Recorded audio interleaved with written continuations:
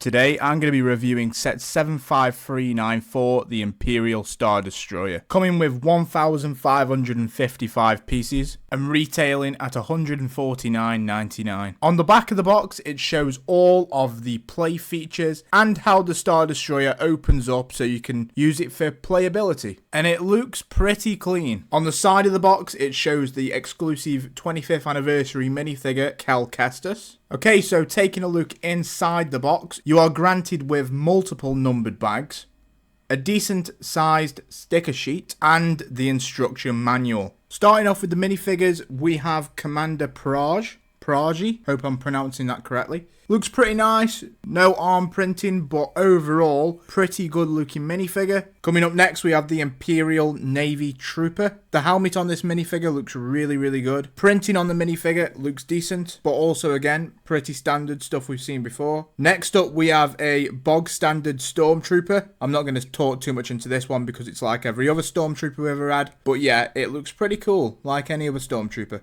You can also take the helmet off to reveal a female Stormtrooper. Next up, we have the Imperial Gunner. Once again, really cool looking helmet. Some of the helmet printing's really cool as well, with there being the Imperial logo on top. Back printing, standard, stuff we've seen before. And if you take the helmet off, you see a female Imperial Gunner head. Up next, we have the Imperial crew member. I think this guy looks better than the Commander. I just like the colour scheme a lot better. Dual molded legs would have suited him better though, in my opinion. But other than that, the printing looks good. No arm printing again, unfortunately. Now we've got Darth Vader. I believe he's the same Darth Vader that we've seen in most of the recent sets. So nothing special, but he has really good arm printing, really good torso printing, the really nice cape on the back. And if you take his helmet off, it reveals old Darth Vader with a very burnt looking face. Once again, not a bad figure. And now for the main event, we have the 25th anniversary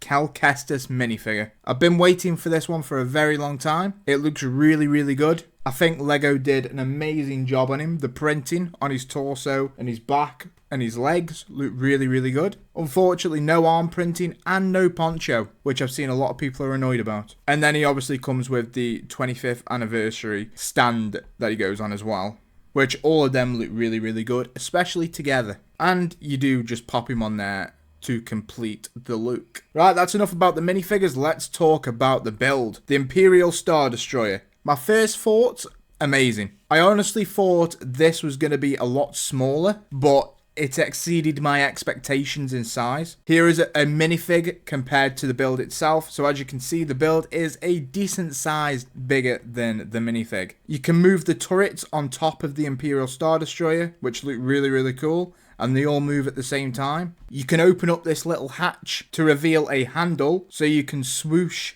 the Imperial Star Destroyer around your living room or wherever you please to swoosh the Imperial Star Destroyer. The bridge itself looks really good. Very detailed. The sticker doesn't look too bad on there either, which is great.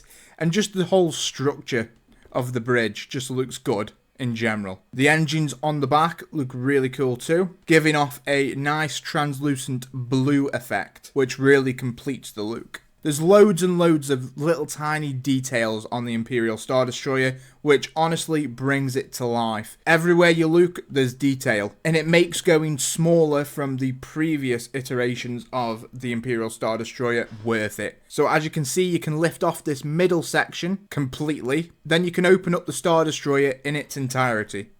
And this is what the Star Destroyer looks like fully opened. It looks really good. You've got the walkway from the films, so you can recreate some scenes there if you wish. You've got this little hologram table, which I think shows the Imperial Star Destroyer following one of the Republic ships. You've got some really nice hologram screens, some really nice detailing on them. You've got a little dishwasher looking thing with something in it. You've also got some guns on racks, which looks really good as well. Then you've got some boxes with binoculars in and another little box with some thermal detonators in.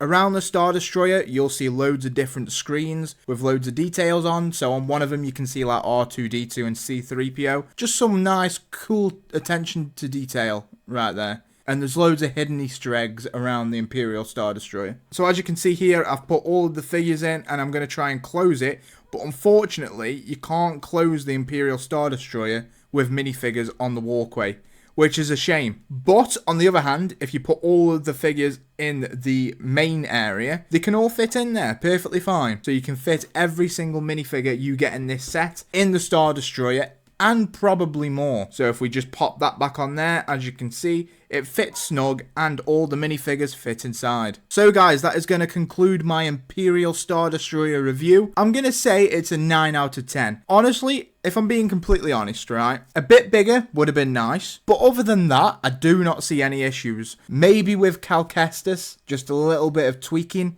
here and there, but I think this is an incredible set, and if you don't own an Imperial Star Destroyer, this is a perfect one for you to buy. It's a decent price for what you get, I'm going to be completely honest. But yeah guys, I will see you next week with another review on another new set.